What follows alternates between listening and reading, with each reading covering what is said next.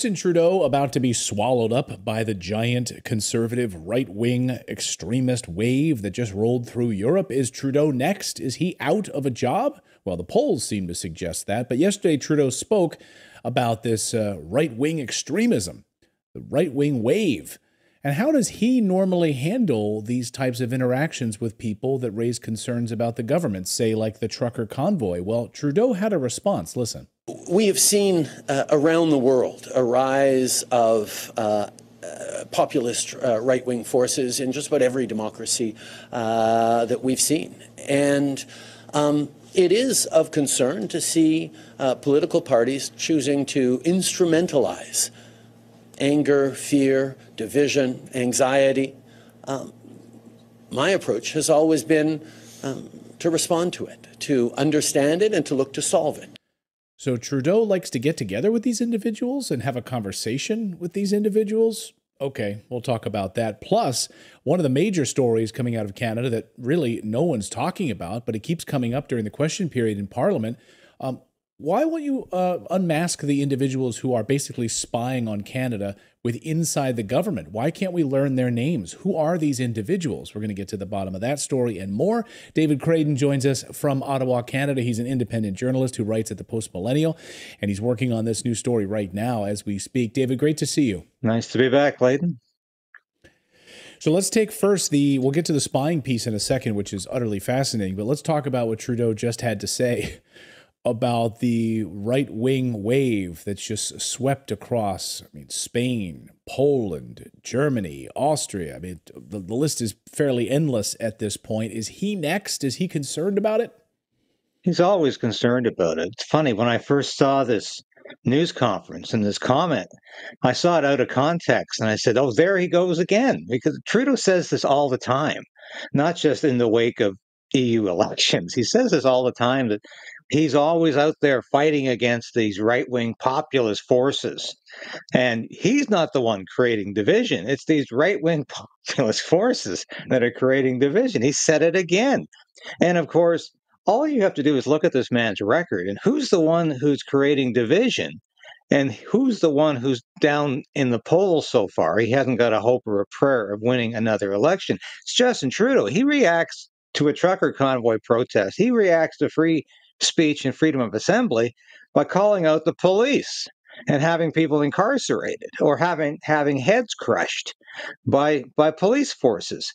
How does he respond to parents who say, I don't want my children to be there for the raising of the pride flag, or I don't want my children to be indoctrinated into gender ideology? He says the parents are domestic terrorists. He says the parents are the problem. So this is the guy who's constantly creating division in our society. He's putting Canadian against Canadian. He wants Muslims to be against Christians, to be against Jews. He wants everybody fighting, so he comes out on top. But what's happening actually is what Justin Trudeau fears the most, is that his political opponents are all uniting because they have much more in common than they ever thought. And one of those things they have in common is a real detestation of Justin Trudeau's policies, especially when it comes to religion and the family and traditional values. So yes, Justin Trudeau's very concerned because what's happening in Europe is that these so-called far-right parties are coming together. And what makes them far-right, I ask you, Clayton? They're anti-war in Ukraine. I thought far-right parties were supposed to be militaristic and in favor of war. But these are parties in Europe that are saying, end the war in Ukraine, stop spending billions, stop killing Ukrainians, stop killing Russians, let's end the war, and let's stop mass immigration because it's changing Europe beyond any recognition. That doesn't make people far right. That makes them commonsensical. It does make them populist, but populism is democracy. And this is what Justin Trudeau never understands. Populism is not a force contrary to democracy. Populism is democracy. And Justin Trudeau fears democracy. He really, really does. He's an elitist. He's a globalist. He's certainly not anybody who can understand populism or even democracy. He'll never get democracy. Right, the people's voice. And also, there was a big green backlash throughout Europe as well. One of the big undercurrents of what happened just in Europe is the Green parties got crushed. So all of this sort of climate alarmism, climate change policies, and, let's shut down our nuclear power plants, let's shut down our coal plants, let's shut down all of this. So now we're paying twice for electricity, we're paying twice for our energy. There was a huge backlash against that. I can imagine the same thing would also be happening in Canada as well. You've seen a lot of Trudeau's green policies kind of go up in smoke, and they're continuing to drive a wedge in Canadian politics.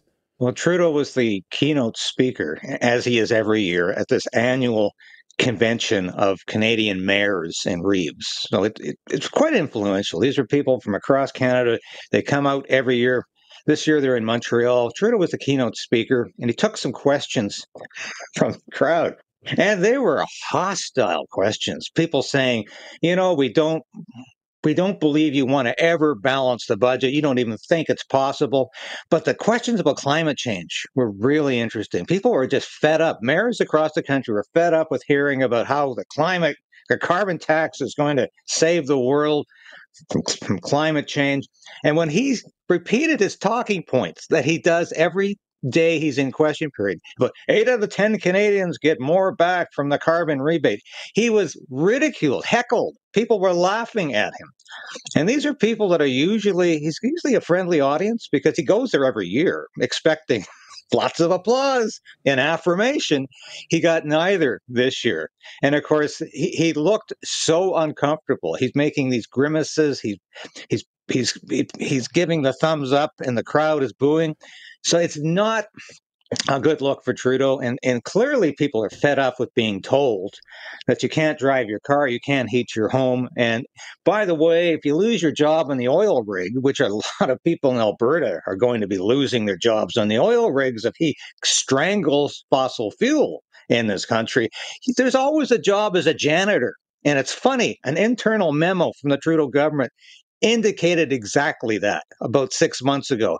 All of these people are going to lose their high-paying jobs in the oil rigs. Well, there's always a janitorial position for them, or perhaps they can make some solar panels. But oops, we forgot. China already has a monopoly on that, so there's really no other recourse.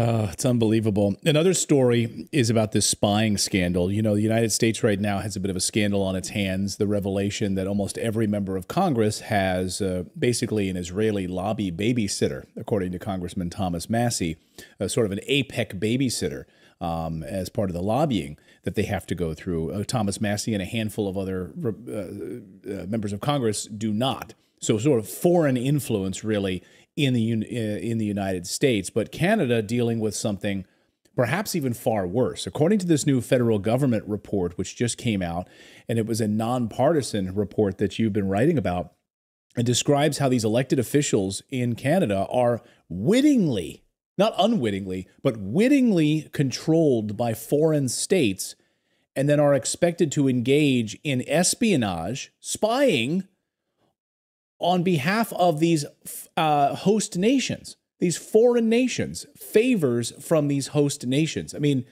this sounds like an absolute bombshell. Do we know what these host nations are? Do we know the names of these politicians yet? I mean, this sounds to me the biggest story in all of Canada right now. It is certainly in question period. It's what everybody's leading off with. And there has been some media coverage of it. Interestingly enough, the chairman of this intelligence group is a Liberal member of Parliament from Ottawa South. So this certainly is a non-partisan or a multi-partisan intelligence group.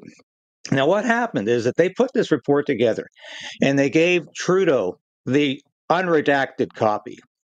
So Trudeau knows this is about 11 weeks ago. He got the copy. He knows who these members of Parliament are who are spying. And I'm not going to put it in any looser, lighter terms. They're spying for foreign powers. And who are these foreign powers? Well, the report says it's largely China, but they've also named India, Pakistan, and Russia. But they say it's overwhelmingly China because China is also, of course, the motor of this election interference that's been going on at the same time. The report makes it quite clear. Doesn't name any names obviously in the redacted report, but it does suggest there are possibly, from subsequent reports we've had, up to 11 or 12 members of parliament who are in the pockets of a foreign government, probably China. Now, I would argue that these are government MPs, because if you're a foreign power looking for somebody with influence, you're probably going to tap into the government side, possibly even cabinet ministers. And this, of course, is a concern. Do we have treasonous people in the House of Commons, potentially in the cabinet of the federal government? We need to know these names. And the Trudeau government keeps saying, we can't tell you, it would be a violation of the National Securities Act. We can't say, if we did so, we'd be arrested. The legal opinion on that is divided, because there are those who say if it's in the public interest to know, and certainly this is in the public interest to know, that it's not going to be a violation of the National Securities Act, and the public has a right to know who these people are who are taking favors, accepting favors from foreign governments, and obviously doing something in return. And this is a real concern. Do we know what they're doing in return yet? Have we gotten any instances of this? Has any of this leaked out? There's been nothing in terms of what the favors have been. Was it in the unredacted version of the report? Probably. I've read the redacted version. It's very comprehensive, except it's heavily censored. I mean, there are huge portions are just gone, saying that this portion was redacted in accordance with the National Security Act, so you can't see it. But what comes to mind here, Clinton, is that what this dovetails perfectly into the election interference controversy in this country about China helping to elect largely liberal MPs in return for these MPs doing something for them.